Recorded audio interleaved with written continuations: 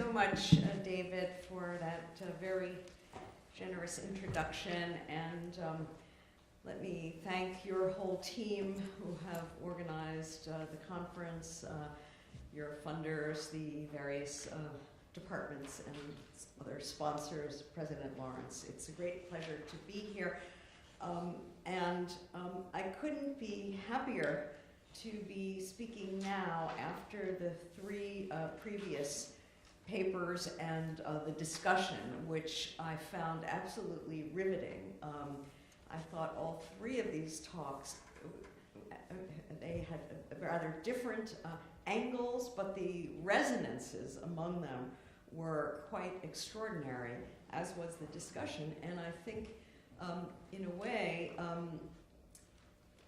what I have to say, I hope, contributes to a further sort of development of some of the themes and resonances that we've already heard about. One thing that I was very struck by in the previous session was this very sharp sense that I got from all three of the speakers of a profound disconnect between, on the one side, the, let's say, material and structural realities through which inequality is systematically, non-accidentally, but systematically generated in our society. That's the one side. The disconnect between that and, let's say, the symbolic forms through which these processes are lived, interpreted, and represented. A profound disconnect. The common sense of the time, the categories, the interpretations and representations through which we experience social life could not be, on the whole, more distant from and discrepant with the realities that were described in the previous talks. That, to me, is already a huge problem for what it means to think about liberal arts in a deeply and systematically inegalitarian society. And so we've heard a variety of perspectives of what it might mean to practice the liberal arts or think about the liberal arts or even reform the liberal arts education in this kind of society, whether it's about fostering empathy, solidarity, or some much more precise kind of structural knowledge. Or, as I'm going to suggest, the need to develop what I think of as a certain kind of bifocal vision that can hold together these two discrepant things that do not fit, but that together constitute our reality. I want to start by invoking a sort of sense of malaise and soul searching in liberal arts education, which I found to be especially prominent in recent discussions about the humanities and the crisis of the humanities. Now, you might know that within the past year, there were two important reports about the humanities in higher education. One was issued by the American Academy of the Arts and Sciences, the AAAS, and it was called The Heart of the Matter, the Humanities and Social Sciences. And I wish that I were as visually oriented as the other speakers and had gotten the slides or the clips and so on. But as you'll see in a second, the cover of this report is this waving, wind-blown stars and stripes, the American flag.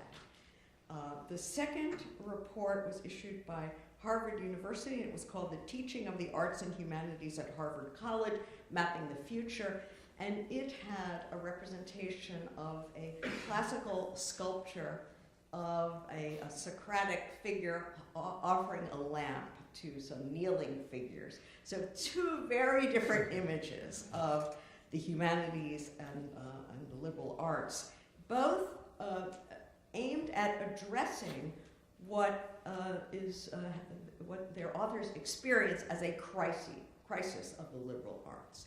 Now, in a sense, the difference between these two reports has to do with whether liberal arts or humanities are thought to have extrinsic value or intrinsic value.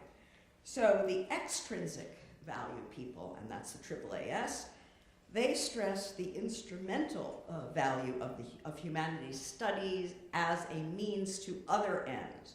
So, for example, these could be often vocational or economistic ends. In other words, the idea is to defend humanities study as conducive to developing a nimble, flexible, adaptable workforce that is able to meet the challenges of a rapidly changing project capitalism, thereby to enhance U.S. competitiveness in a globalizing world. That's one strand of the AAAS report. Another strand is a kind of almost securitizing or even covertly militaristic aspect, which stresses the use of humanities training in languages and cultures for area studies, conceived as formations for defending U.S. national interests and indeed as platforms for projecting U.S. power geopolitically in an increasingly uncertain and dangerous world. Also integrated, interwoven with the economic idea and the strategic idea is a sort of ethically inflected understanding of the humanities and the liberal arts. Here we are supposed to value humanities education for its capacity to promote an informed, civic-minded, and socially integrated citizenry which would be steeped in the fundamental values, traditions, and national culture of the United States. So here, what you don't know from this report is whether these people really believe this, or whether they're being strategically clever to try to defend the humanities on these extrinsic grounds against the detractors. In any case, it is a defense that tries to meet the critics on their own ground.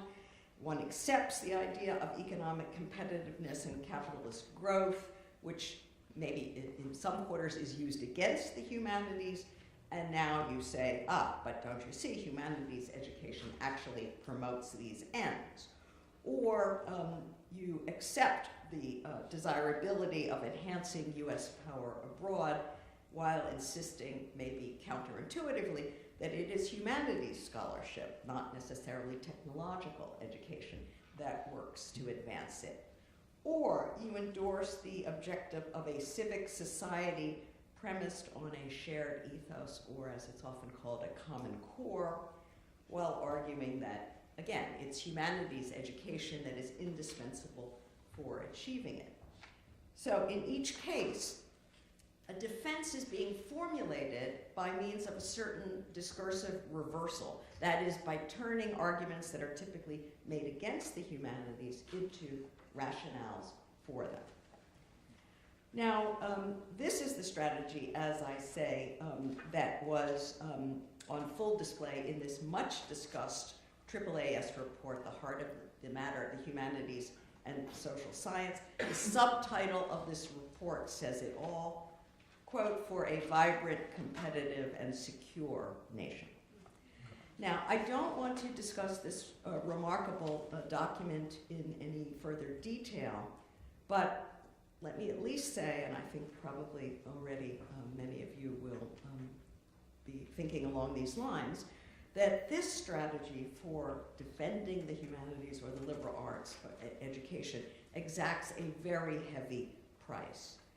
To accept the opponent's terms is, in effect, to concede that liberal arts education possesses only extrinsic value, far from being worthy in and of themselves. Our intellectual efforts gain value only instrumentally by advancing these other external causes. And I have to say that I think that arguments like this, if taken seriously, actually harm the humanities and the liberal arts, to instrumentalize this education for the sake of economy, security, or a national civic community, is in some sense to pervert and deform it for reasons that I'm going to explain in just another few minutes.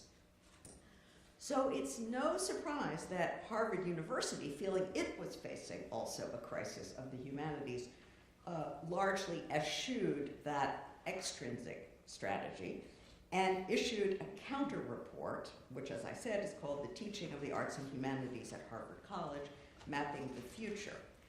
Now, Harvard's strategy is not fully self-consistent, I think. It's a somewhat a confused and a report that doesn't really know where it wants to stand. But it gives an important place to a much more traditional view of the humanities and liberal arts. The report appeals, in other words, to the intrinsic value of humanist thought.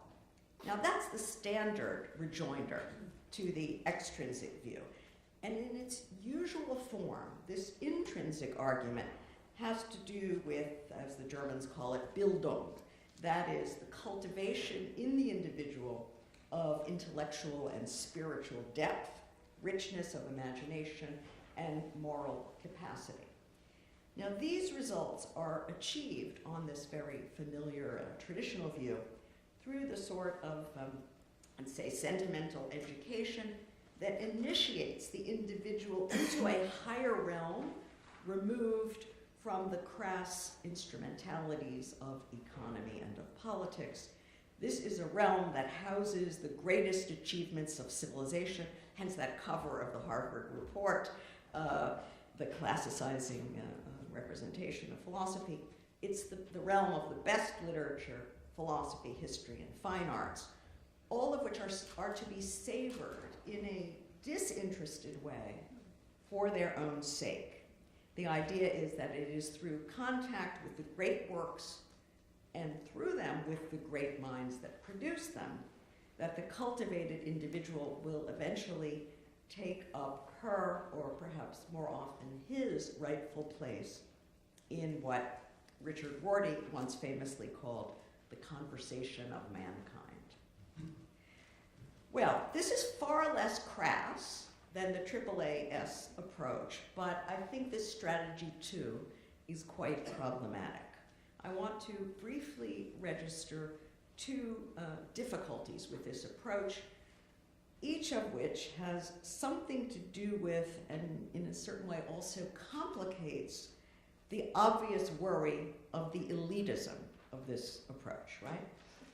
First of all, the Bildung view presupposes some very familiar binary oppositions: interest versus disinterestedness, the practical versus the aesthetic, action versus contemplation, scientific knowledge driven by prediction and control versus arts and letters grasped by interpretation and understanding, power versus meaning, matter versus spirit, body versus mind, maybe even the natural versus the human. All of these divisions are very firmly operative in this intrinsic defense of the humanities. This Bildung view, presupposing those divisions, effectively treats politics, economics, society, and one could even add ecology, as in effect outside the humanities, as the others of the humanities, and it basically sloughs them off and cedes them to natural and social sciences, which are conceived as something else, and from which the humanities cuts itself off. Failing to interrogate these oppositions, on this view, the humanities walls itself off in a separate sphere as a sort of haven in a heartless world, to evoke the old Christopher Lasch phrase, exuding more than what I feel is a whiff of nostalgia. It tends to want to withdraw from the hurly-burly of modern life, in into a certain kind of constellation of its own powerlessness. I should add as a footnote, one big worry in the Harvard report is that undergraduates come to Harvard and they, on surveys, say they intend to study the humanities, and then after a couple of years, they all switch to the social sciences. And so here you have the humanities faculty very worried about this competition and poaching from the social sciences. So they develop this view of being higher than, but somehow also powerless vis-a-vis the social sciences. Okay, there's also a second difficulty with this traditional intrinsic defense of the humanities, and it's a view that has been most pithily and vividly stated by the great, let's say, cultural critic Walter Benjamin. And I quote, "There is no document of civilization which is not at the same time a document of barbarism," close quote. I think all of you have come across that somewhere or another. The point is that the leisure and learning required to produce great art and philosophy is bought off the backs of unnamed masses of oppressed people whose toil and suffering produced the surplus that enabled the production of high culture.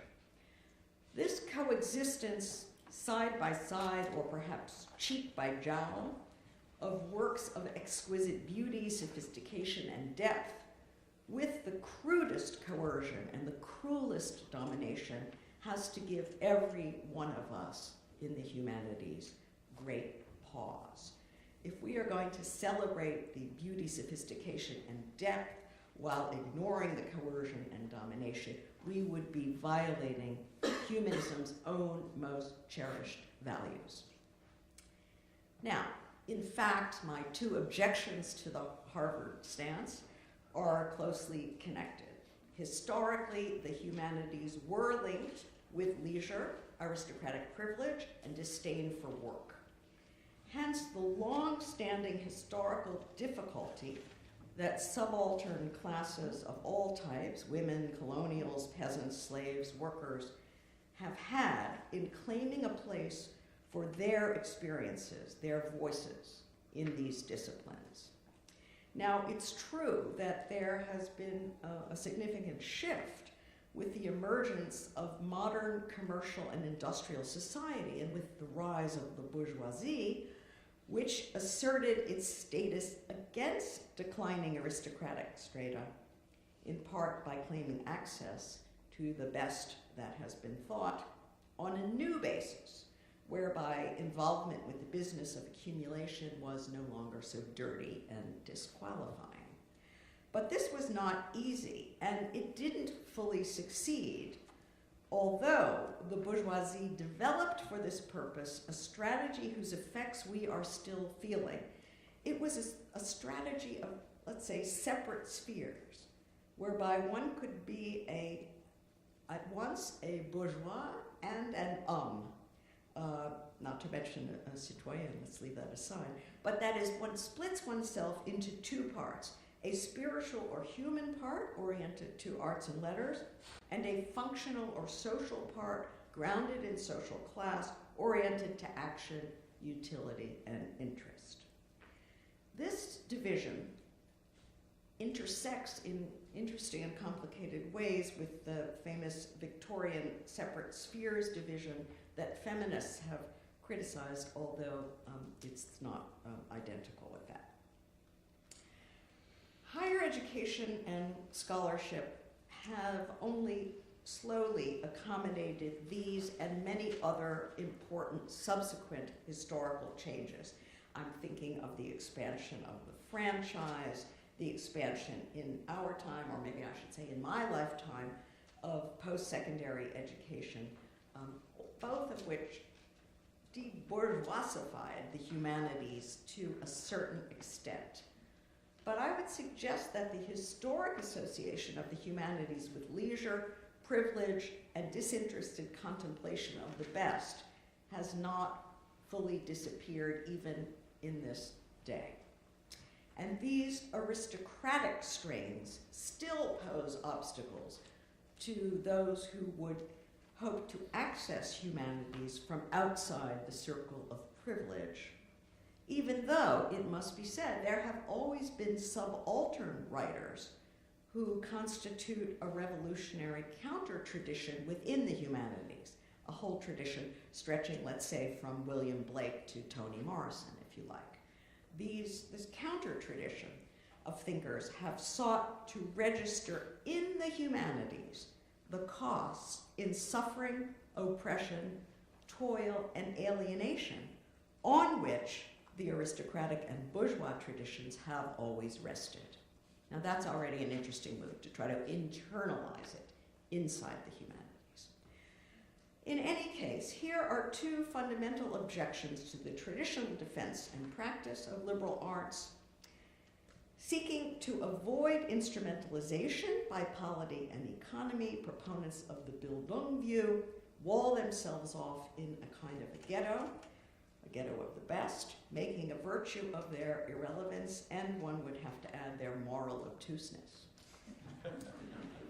The move from the extrinsic defense of the humanities to this classic form of intrinsic defense is truly, in my view, a move out of the frying pan and into the fire. And so I read the Harvard report as wavering uneasily between, let's say, anemic and attenuated versions of both defenses, neither of which it's entirely happy with, while searching desperately but unsuccessfully for a third alternative. Assuming we want to avoid both those forms of heat, the frying pan and the fire, what strategies remain for trying to think about and indeed defend the practice of the humanities today? How can we avoid instrumentalization by the powers that be on the one hand, and a certain elitist, nostalgic powerlessness on the other hand? Well, I think we have already perhaps heard glimpses of, and I'm sure we'll hear more tomorrow, of paradigms, promising paradigms that could fit the bill. My own proposal requires that we try to problematize both those binary oppositions that I just mentioned and the institutional divisions that underpin them. And that means trying to deconstruct these binary oppositions, spirit, matter, nature, human, science, humanities, and so on which the Bildung perspective relies and on which I think it falters. This also means, and I'll try to explain this as I go further on, trying to historicize the divisions that, the institutional divisions that underpin these ideas, the divisions between economy, polity, nature, and society, divisions from which the instrumentalizers profit.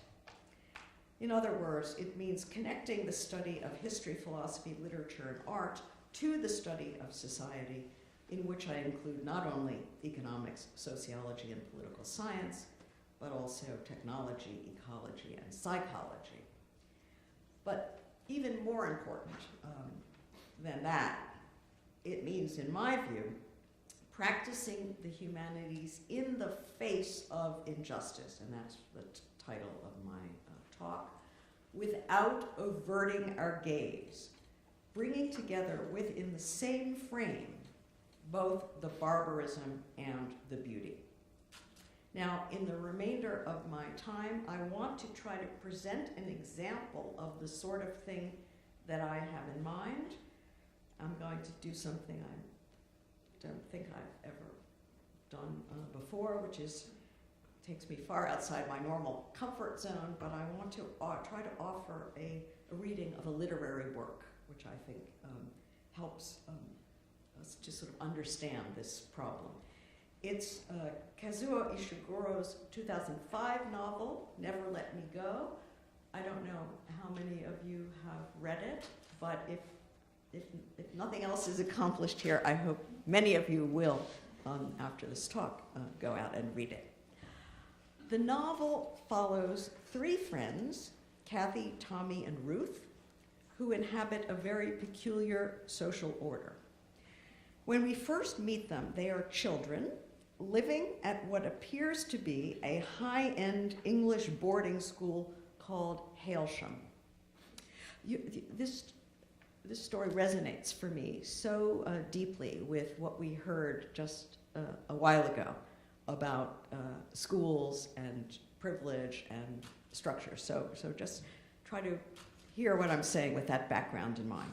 Okay, it looks like a high-end English boarding school, Hailsham. As the novel unfolds, however, we discover that the children are actually clones. They have been created to provide vital organs for non-clones, and I'll refer to those non-clones as the originals. In the second part of the novel, the protagonists have left Hailsham and are living at a rather forlorn sort of transitional institution where they are awaiting training. Now, as adolescents, they are preparing to begin their life's work of donation, which will culminate after a maximum of 4 surgeries in completion. In the third part of the book, the protagonists are young adults. Tommy and Ruth have become donors, while Kathy has become a carer, that is, a clone who cares for other clones who are recovering from organ removal surgery. After Tommy and Ruth complete, Kathy feels she can no longer continue in this role. The book ends as she prepares to submit to donation herself. That's a very short summary of the plot. Now, some critics have read this as a sort of dystopic account of bioengineering, but I read it as a deep, searing meditation on social oppression. I think it's a searing vision of an unjust world and of the profound harm inflicted on its inhabitants. What is especially interesting for our purposes here is the complex picture Ishiguro presents of precisely this imbrication, this intertwinement of humanity and inhumanity, the relation between individual personhood and structural injustice, subjectivity and objectivity, this very disconnect that I was mentioning at the outset. By untangling the novel's exploration of this nexus, I think we can get some insight into what it might mean to practice the humanities today, given its historic and present complicity with injustice. Now, Never Let Me Go invites us to contemplate a social order that we readers perceive as deeply exploitative. It is an order in which the clones are created and maintained for the sake of the originals. They are sources of organs, walking stores of spare parts, which will be cut out of their bodies and transplanted into the bodies of the originals when the need arises. So they live, suffer, and eventually die in order that the originals can live longer and healthier lives. Treated as mere means to the original's end, they are accorded no intrinsic value, as Kant would say. Their needs and interests are nullified or at best subordinated to the needs and interests of the originals. The clones, in other words, do not count as human persons, certainly not in the Kantian sense. They are, in a phrase that has been widely used recently, dispensable or disposable life, bare life, perhaps. Excluded from consideration and from respect, they are not recognized as belonging to the same moral universe as the originals. Now, what apparently justifies their exclusion from the magic circle of moral consideration is the supposed chasm of deep ontological difference that sets them apart from the originals. That assumption, however, is very paradoxical given that the two groups are biologically indistinguishable. Exact replicas of one another, they stand in a relation of absolute identity, a proximity that is truly uncanny, perhaps, and might be thought to provoke severe anxiety. Maybe that explains the originals' insistence that their own ontological status is fundamentally different from that of the clones and could justify the exclusion of the clones from the universe of moral concern accorded to persons. Nevertheless, as Ishiguro shows, now here I want to come back to Rawls, who was mentioned earlier. As Ishiguro shows, the clones, in fact, participate in the same scheme of social cooperation as the originals. The same basic structure, they're subject to the same basic structure of society in Rawls's sense.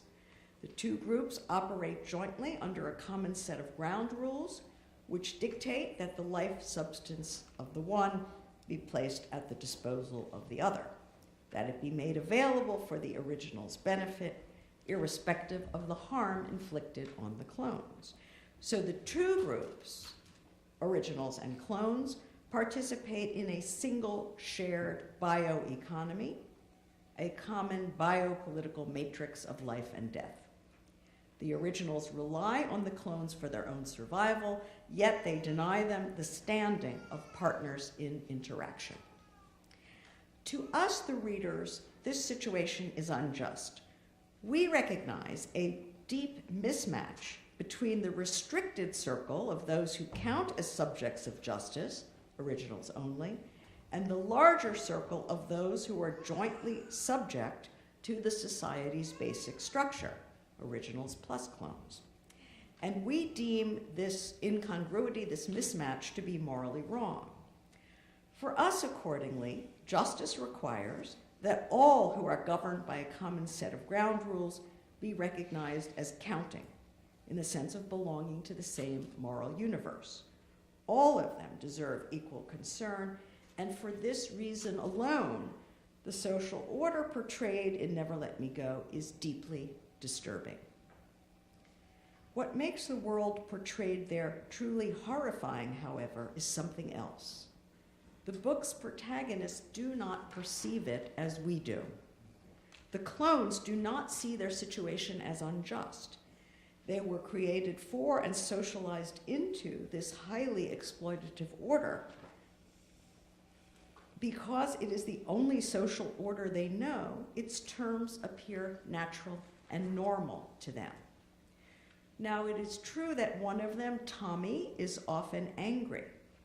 And there's a lot made of his anger. As a child living at Hailsham, he's prone to outbursts of temper for no apparent reason. But the others, including his closest friend Kathy, treat his rage as a personal problem. No one, not even Tommy himself, ever considers the possibility that he might have good reason to be angry. All encourage him in one way or another to chill out. And in the end, he does. When we meet Tommy later as an adolescent in the second part of the novel, awaiting training, he has mastered his rage. All that remains is a trace of sadness, a certain brooding inward quality that suggests some inaccessible and uncomprehended psychic depths. Here, Ishiguro conveys another very profound idea. Clearly, injustice is a matter of objective victimization, a structural relation in which some exploit others and deny them moral standing as subjects of justice. But the harm is compounded when the exploited lack the means to interpret their situation as unjust. This can happen by deliberate manipulation, when, for example, the exploiters fully understand the injustice but hide it from those they exploit. But it can also happen in a more subtle way, when, for example, the public sphere in a seemingly democratic society is dominated by individualizing victim-blaming discourses, while structural perspectives are absent or marginalized. I really mean that to echo very strongly the talks that we heard earlier. Or when anodyne, euphemistic, and vaguely elevating language is routinely used to refer to murderous realities. as, for example, when forcible surgical removal of bodily organs is called donation and the associated killing is called completion, or when the wholesale destruction of livelihoods and communities is called austerity, or pick your favorite example.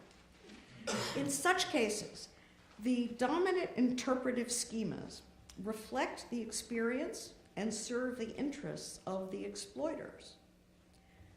By contrast, the exploited have few, if any, words that can adequately voice their experience, and even fewer interpretive schemas that can effectively articulate their interests as a class. The result, then, is yet another level of injustice. The society's means of interpretation and communication do not serve all its members equally well. Under these conditions, the victims lack an essential condition for responding appropriately to their situation. The fitting response to injustice, we assume, is indignation.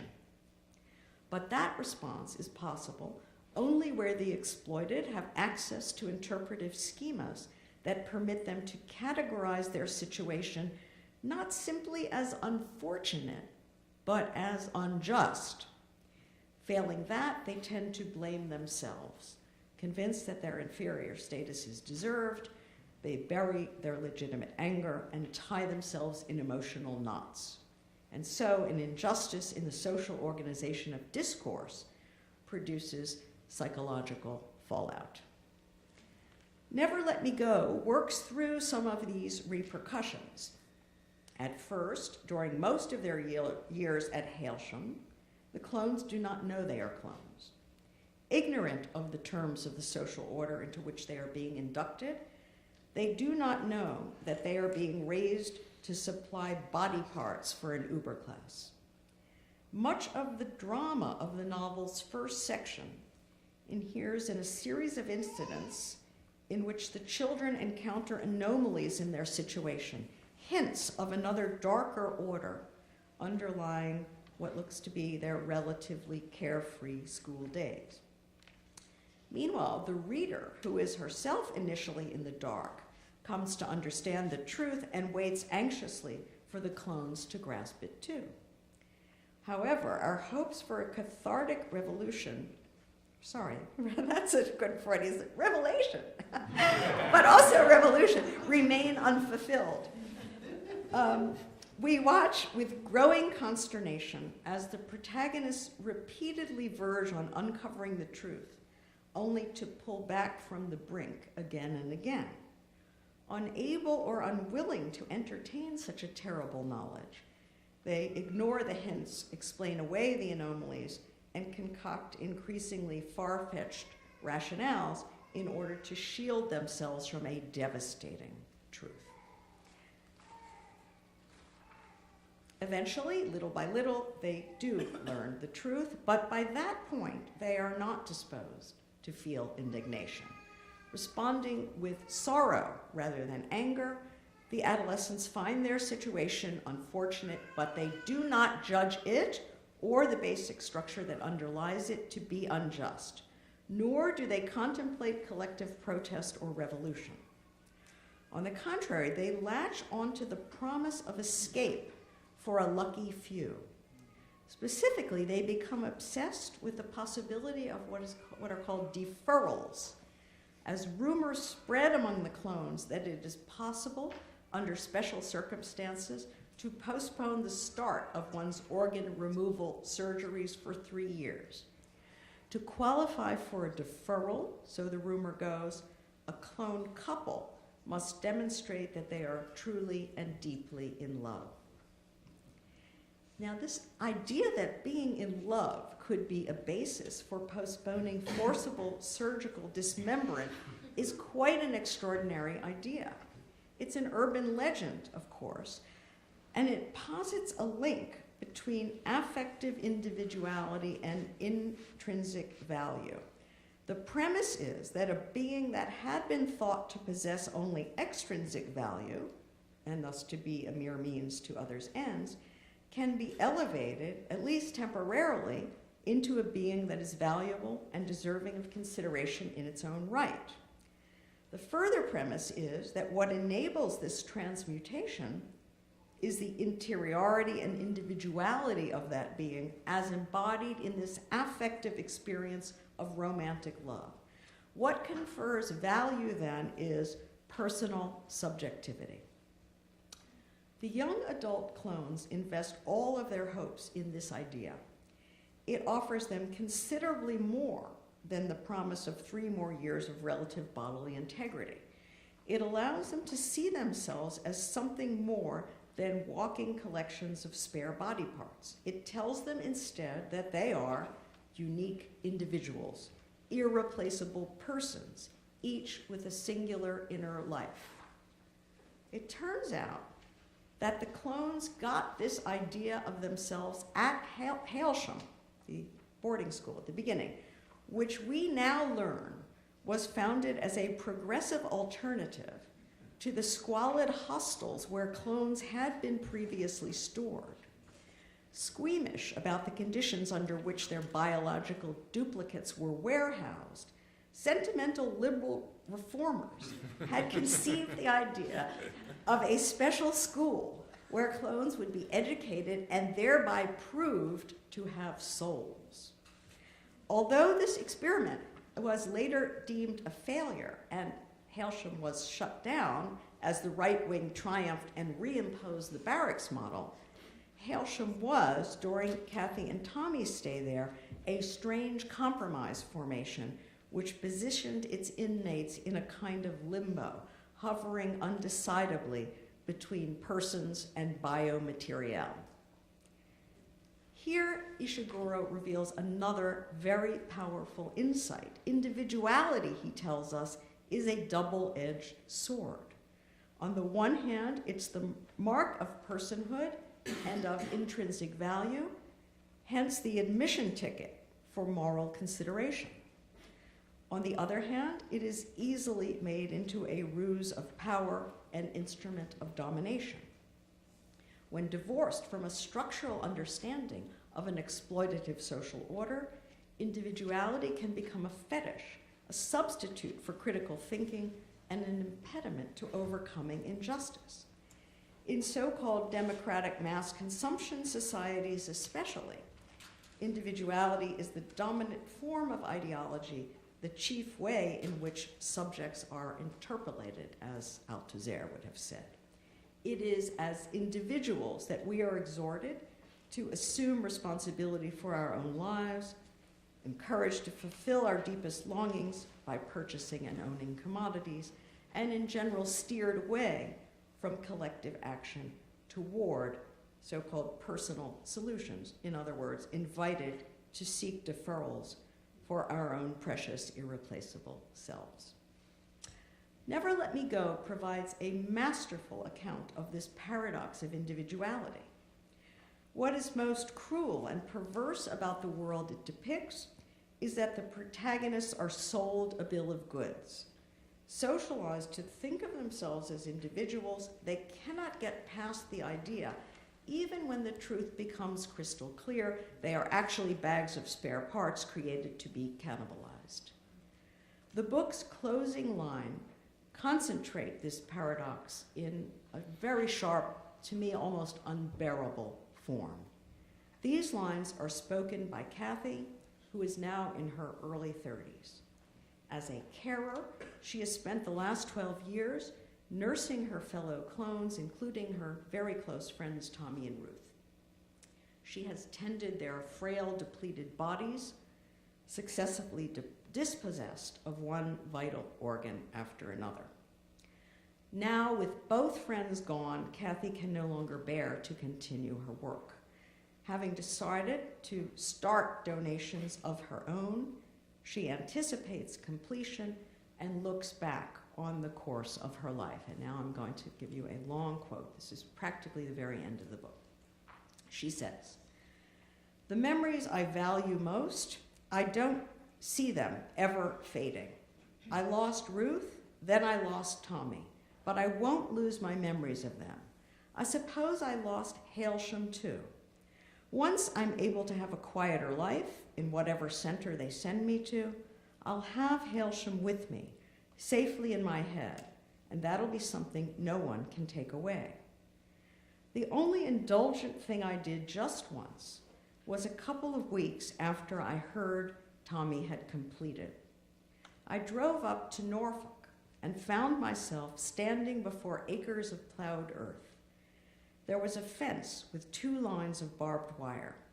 All along the wire, all sorts of rubbish had caught and tangled. It was like the debris you get on a seashore.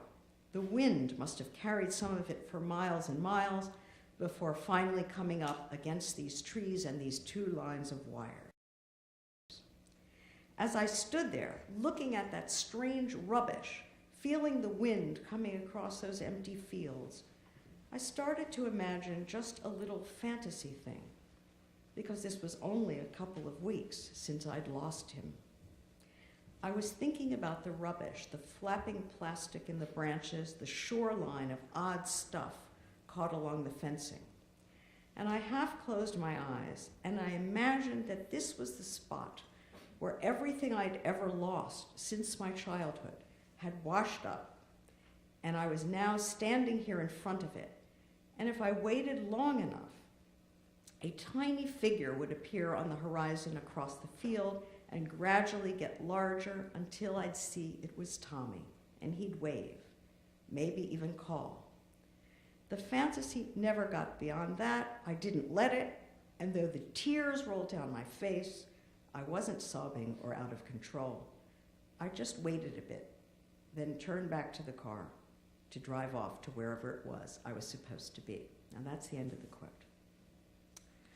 As I read her, Kathy speaks here for all those people whom our social order simultaneously interpolates as individuals and treats as spare parts, as sweatshop labor, as breeders, as disposable workers, as providers of organs, babies, and sex, as performers of menial service, as cleaners and disposers of waste, as raw material, labor power, to be used up and ground down and spat out when the system has gotten from them all that it wants. In another era, they were christened the wretched of the earth. Today, however, they are too omnipresent and too close to home for that designation. We might view them instead as vast members of a transnational precariat and a growing faction of the so-called 99%. Kathy speaks for all these people, but she does not issue a call to arms. Rather, she voices all the hurt, confusion, self-deception, and longing that have coursed through her short, tragic life, all the hopes betrayed, all the loves lost. Above all, she makes a stubborn claim to a measure of dignity in the face of a social order that disrespects her at every turn. She persists, too, in the effort to make meaning, even when the basic structure of her society has granted her nothing to fashion it out of except debris. It is what, to me, is this heart-rending mix of human, all too human emotions that makes the words of this doomed clone so moving to me.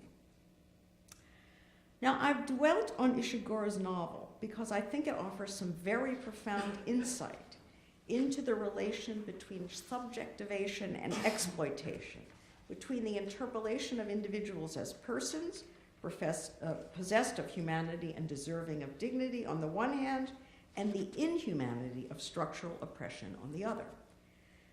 The relation presented is deeply ironic. Personhood, individuality, and the human serve at once as sources of critique of inhumanity and as functional aspects of it, and indeed of alibis for it. Something like this is true, I think, of the humanities and liberal arts as such. Ishiguro's novel also suggests the importance of a bifocal perspective for viewing these matters. The novel works because we, the readers, have access to two perspectives. as an external objectivating third-person perspective that discloses the clone's structural exploitation, and an internal subjectivating first-person view that discloses their interiority. It's the juxtaposition of these two perspectives, one of the observer, the other of the participant, that affords insight in the tragic situation of the protagonist. Neither of those two perspectives alone would suffice. And I think something like this is true for liberal arts education as such. One needs both perspectives, the structural and the interpretive. What follows for how we should think about the humanities and the liberal arts today? At the most general level, the humanities were born from oppression, have developed in symbiosis with it, and remain entangled with it. To this day, the humanities have not managed to extricate themselves from structural oppression, nor will they ever succeed in doing so on their own. This situation is perhaps not so very different from the way the young Marx characterized that of religion in his introduction to a contribution to the critique of Hegel's philosophy of right. Let me read that longish quote. I'm sure many of you know it, but I think it's quite parallel, analogous to what I've been saying. Marx says of religion, religious suffering is at one and the same time the expression of real suffering and a protest against real suffering. It's the sigh of the oppressed creature, the heart of a heartless world, the soul of soulless conditions. He goes on to call it the opium of the people, but I'm excising that line I don't like so much. But he goes on. This is really the important part. The abolition of religion as the illusory happiness of the people is the demand for their real happiness. To call on them to give up their illusions about their condition is to call upon them to give up a condition that requires illusions. The criticism of religion is therefore an embryo, the criticism of that veil of tears of which religion is the halo. And here's maybe my favorite and perhaps the most famous line.